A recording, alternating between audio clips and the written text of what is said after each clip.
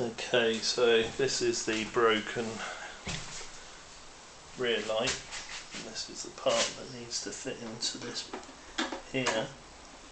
So what I'm going to do is use this glue to just tape that up there, and then what I'll do is I'll melt some plastic over the top here just to hide the crack, and then hopefully that will fix that light, because that's the only problem with this one.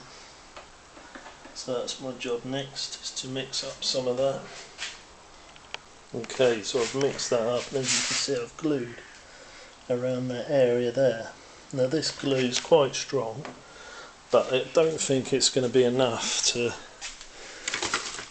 hold that. So afterwards, like I say, what I'll do is I'll melt with the plastic solder, or plastic welder as they call it, just to give it some extra strength across here, and that should hopefully hold and repair that light. Unfortunately this light got more of the brunt of the smash, so that's ruined unfortunately, but as I say, we can use parts of the plastic off of this to melt onto there, just to give it some extra strength, and if there's any bits and pieces that I can take off of it, I will do.